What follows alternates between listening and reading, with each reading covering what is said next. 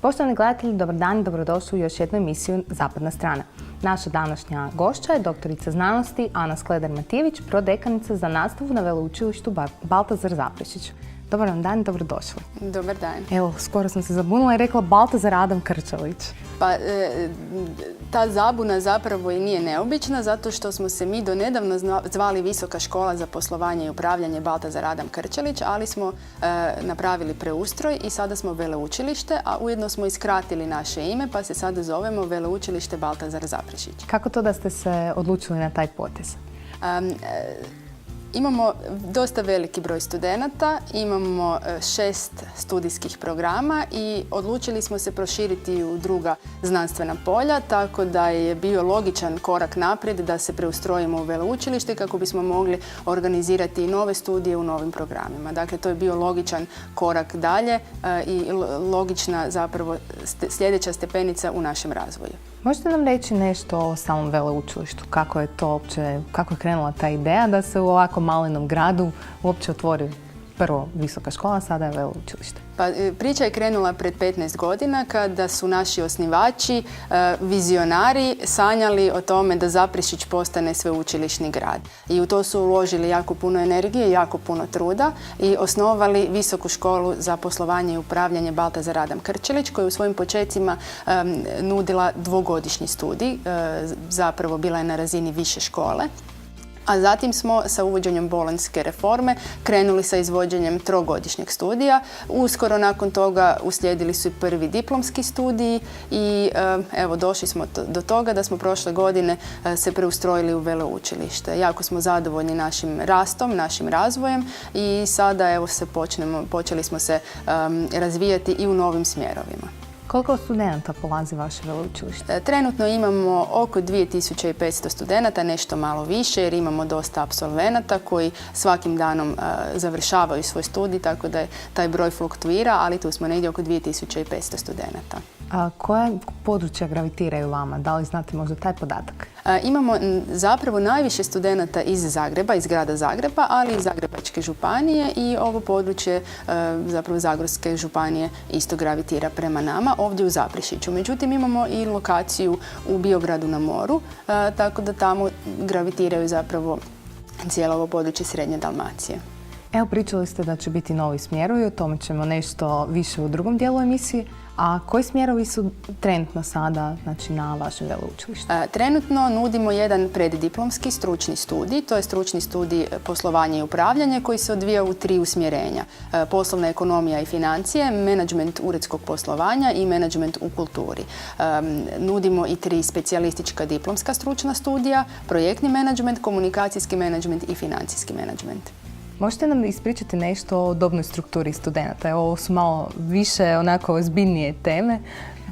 Dakle, nudimo redoviti studij i nudimo izvanredni studij. Na redovitom studiju dobna struktura je zapravo, to su mladi ljudi koji su završili srednje škole i poslije toga upisuju visoko obrazovanje. Dakle, od 18, 19, 20 godina, kako to već biva kroz 3 godine studija. Dakle, tu je mlađa studentska populacija. Izvanredni studenti su studenti koji studiraju uz rad i tu su zapravo studenti malo stariji, malo ozbiljniji, pa imamo negdje 30-35 godina i nekakav prosjek. Ima nešto mlađih, ima i nešto starijih koji su odlučili u nekom trenutku zbog razvoja svoje karijere ili zato što su jednostavno poželjeli završiti visoko obrazovanje, se u nešto kasnije dobi odlučili vratiti u školske klupe, što je svakako vrlo pohvalno.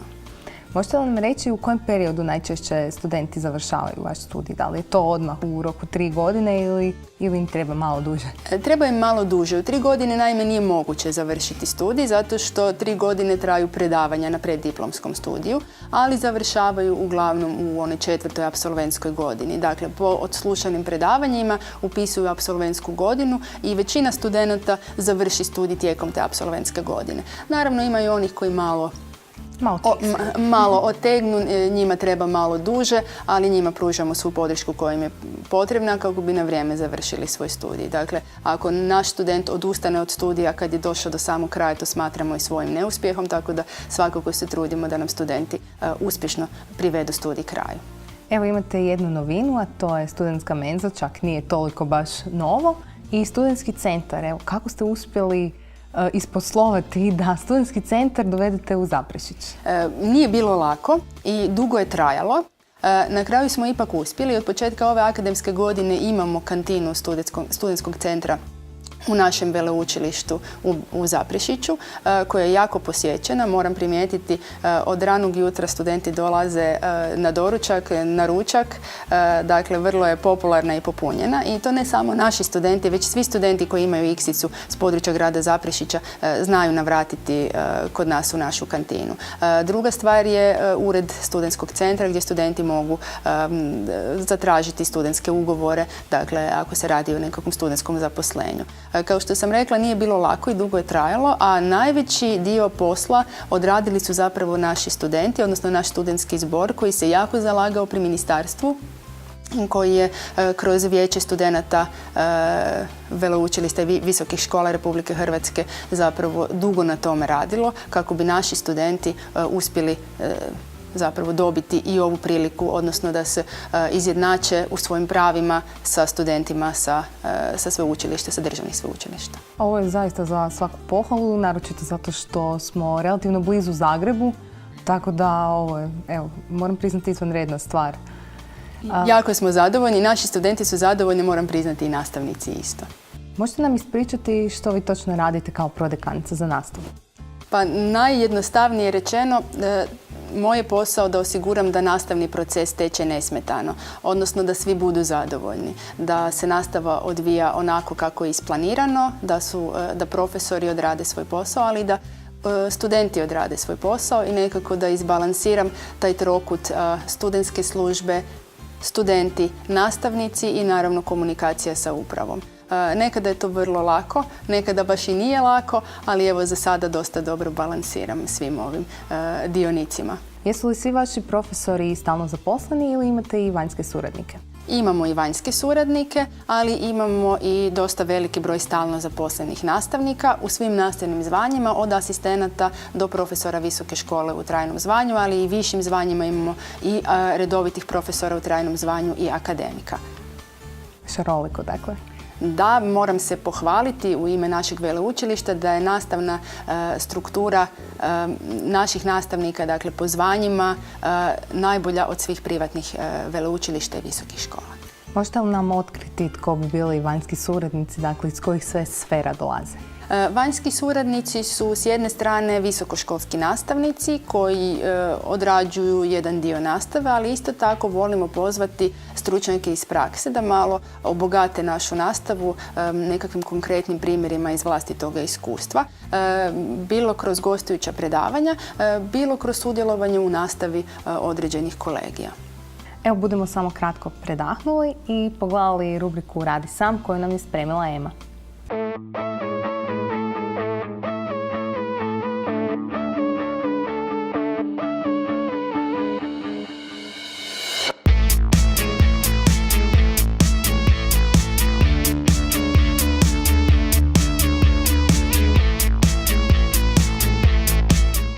Svaku večer prije spavanja čitamo priče. Izbor je velik i treba nam nekoliko minuta da se dogovorimo, jer ne bira samo on, nego i ja. Da je po njegovom mjesec dana bi čitala jednu te istu priču. Mada ne bi.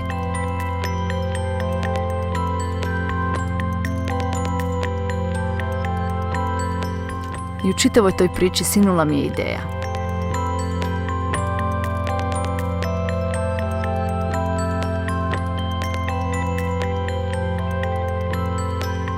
Sve ideje prvo prenosim na papir.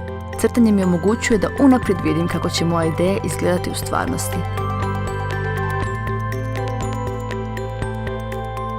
Igram se s oblicima, isprobavam boje. Za ovu svjetljivku mislim da ću ići na rozu.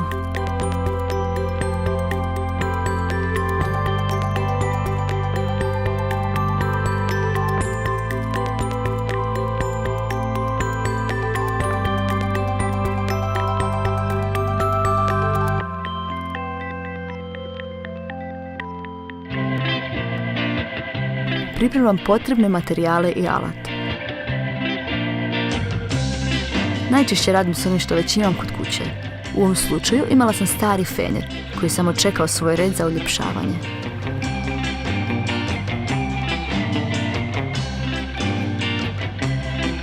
Prije bojanja ću rastaviti svjetiljku i na poklopcu napraviti rupicu kroz koju će prolaziti kabel.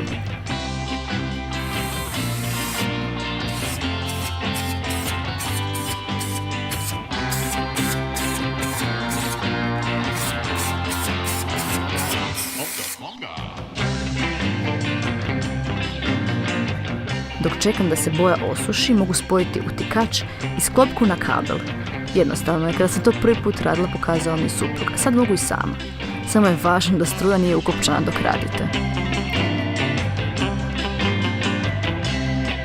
Nosiva konstrukcija za svjetiljku je zapravo vrlo jeftini nosač za police, na kojem sam izbušila rupice kroz koje provlačim kabel.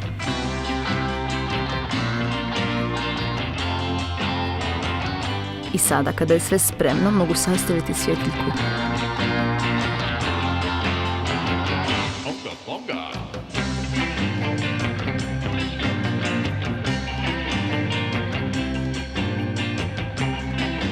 Ako ovo upali, ja fakat prelazim u električare.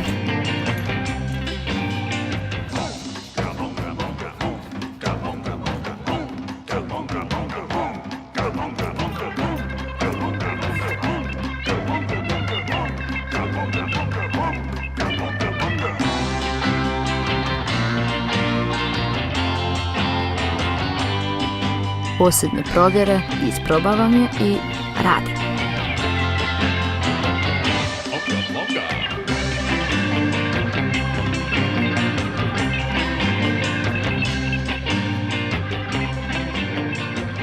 I u svakodnevnim situacijama može se naći inspiracija. Nikad ne znamo kad će se lampica upaliti.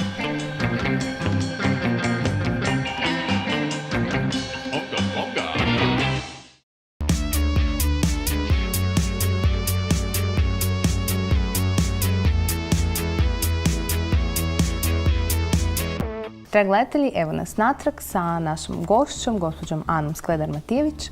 Možete li nam sada nešto ispričati o novim smjerovima? Evo, pripremate dva nova smjera na vašem veleučilištu. Kako je krenula priča sa ta dva nova smjera? Pa kao što sam rekla, transformirali smo se u veleučilište s obzirom da smo htjeli ući u neka nova područja. Jedno od tih područja koje je vrlo propulzivno i o kojem se puno priča zadnje vrijeme su informacijske tehnologije, takozvani IT sektor. Na tom smo području pripremili jedan preddiplomski stručni studij za kojeg smo dobili dopusnicu Ministarstva znanosti, obrazovanja i sporta i kojeg ćemo krenuti izvoditi s početkom sljedeće akademske godine. Radi se o zapravo odgovoru na potrebe tržišta rada, odnosno odgovoru na potrebe poslodavaca. Kao što vjerojatno smo svi svjesni, tehnologije su ušle u svakodnevni život, isto tako i u poslovanje. I zapravo svaka tvrtka, svaka organizacija ima ili jednu osobu ili odjel zadužen za IT.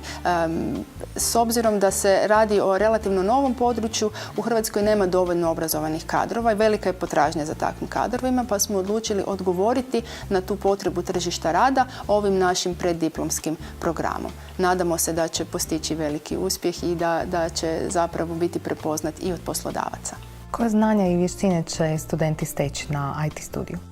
Steći će, osim ovih ključnih temeljnih znanja iz informacijskih tehnologija, ponudit ćemo im i još neka dodatna znanja. Dakle, ovaj studij zamišljen malo drugačije, odnosno uključuje interdisciplinarnost.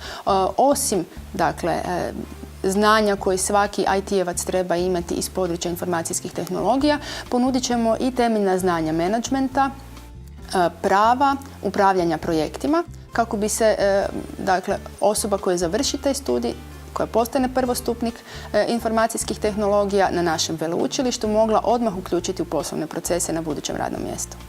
Da li ste svojim studentima koji će upisati IT studij osigurali neku praksu tako da imaju priliku primijeniti stečena znanja odmah i u praksi?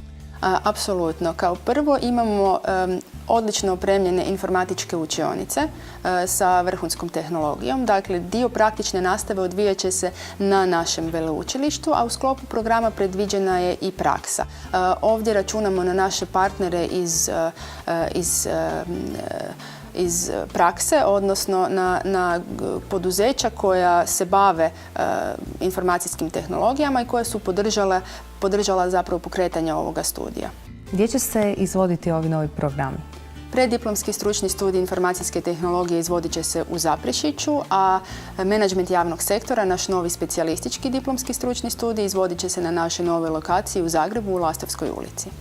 Hoće li vaši partneri, dakle iz poduzeća, održavati i nastavu? Neće održavati nastavu u pravom smislu riječi, jer nastava i praktična nastava nisu potpuno iste stvari, ali će sudjelovati, odnosno već su sudjelovali u definiranju ishoda učenja studija. Dakle, tu nam je njihova povratna informacija jako bitna kako bismo mogli naš studijski program prilagoditi potrebama na tržištu rada, ali svakako će stručnjaci iz prakse sudjelovati kao gostujući predavači, dakle kroz gostujuća predavanja ili će preuzeti na sebe dio nastave pojedinih kolegija, ali isto tako prihvatit će studente u svoja poduzeća na praksu i to je ono što je zapravo najvažnije. Mi smo veleučilište koje nudi stručne studije. Kod stručnih studija je bitno da završeni student, dakle da osoba koja ima našu diplomu može odmah početi raditi, da bude spremna uključiti se u poslovne procese na svojem budućem radnom mjestu. I lijepo je ako je studentu osiguran posao. To je najljepši dio. To je jako lijepo i očekujemo da će u ovom području, u IT-u, to zaista i biti tako, budući da se radi o jednom području koje vapi za kadrovima. Predlažem da pogledamo filmić o IT studiju kojeg ste spremili kako bi nove studente upoznali sa studijem. Eto, slijedi kratki filmić o novom IT studiju, a mi se vraćamo za koju minutu. Računarstvo i informacijske tehnologije je struka koja je poznata po svom dinamičkom i eksponencijalnom rastu. Potražnja za informacijskim stručnjacima na europskoj razini vrlo je visoka. Ljudi da bi bili adekvatni i konkurentni moraju jako mnogo ulagati u sebe i pratiti sve trendove.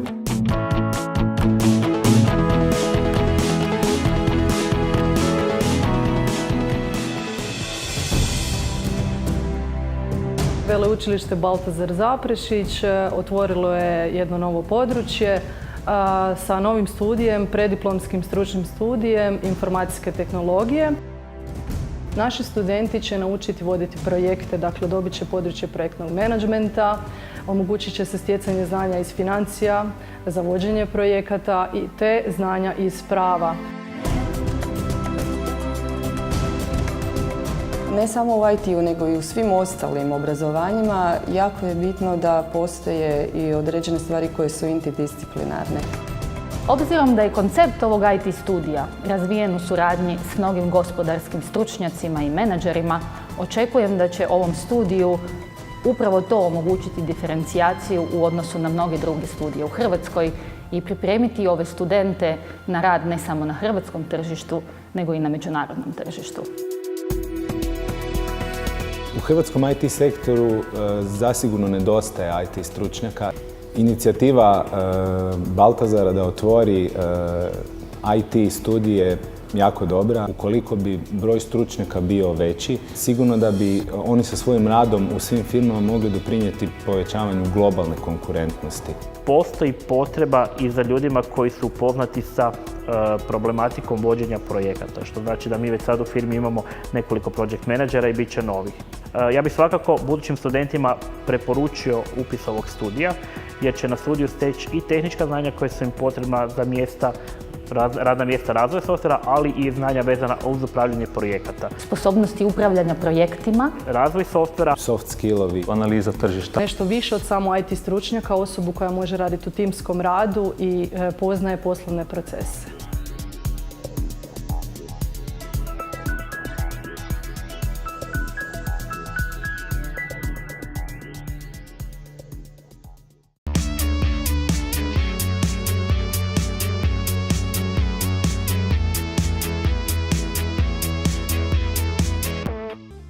Evo nas natrag. Možete nam sada, evo vidjeli smo ovaj filmić o IT studiju, spremate i novi filmić o menadžmentu javnog sektora. Možete nam nešto ispričati o samom studiju menadžmenta javnog sektora? Kome je namijenjen?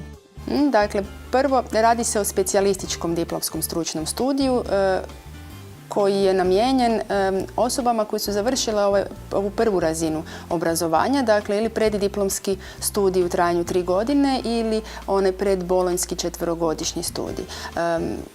Da pojasnim naziv, menadžment javnog sektora odnosi se na javni sektor.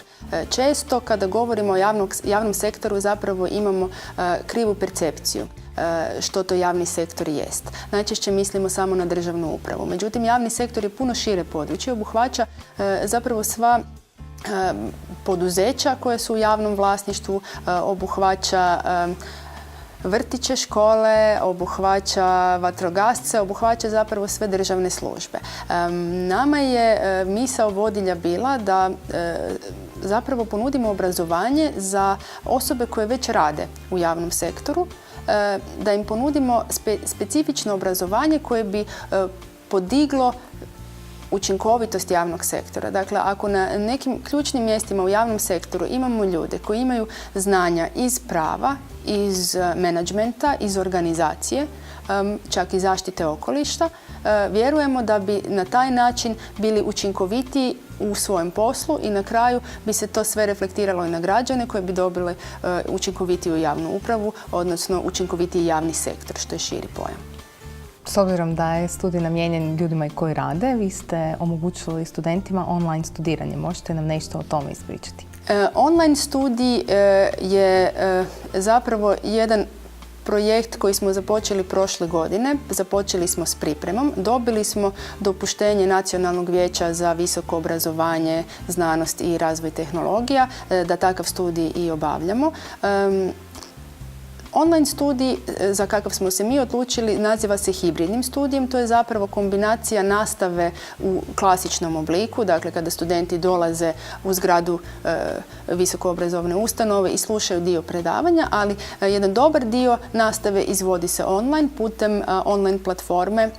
Mi koristimo Moodle, koristimo ga već više od 10 godina, imamo već jedno dobro iskustvo, imamo nastavnike koji su obrazovani, educirani za rad takvim sustavom, no sada prije početka, dakle prije sljedeće akademske godine, odradit ćemo još i dodatne edukacije kako bismo se u potpunosti pripremili i za novi program i za nove studente i nadamo se da ćemo na taj način omogućiti studentima koji rade, kojima je ponekad vrlo teško organizirati dolaske na predavanje jer moraju izbalansirati i posao i osobni život i studentske obveze, što često nije lako, da im omogućimo da lakše organiziraju svoje vrijeme i da zapravo učinkovitije studiraju, da manje vremena troše na putovanje i na boravak na predavanjima, a da se više mogu posvetiti izvršavanju studentskih obaveza.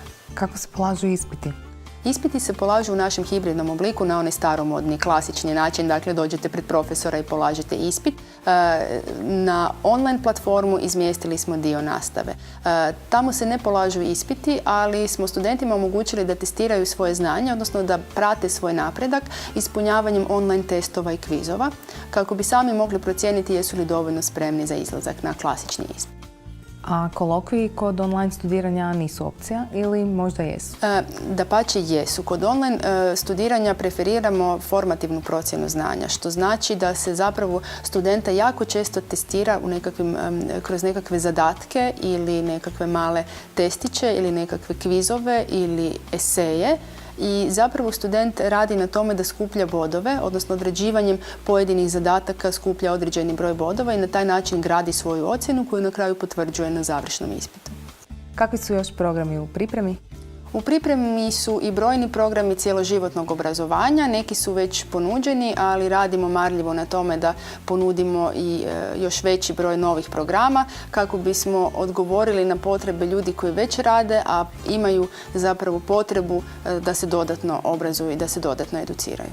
Puno vam hvala na gostovanju što ste nam predstavili Veleučilište Baltazar Zaprešić i nove smjerove. Dragi gledatelji, to je sve od nas za danas. Budite s nama i sutra u isto ovo vrijeme i naravno ostanite i dalje uz program Televizije Zapad.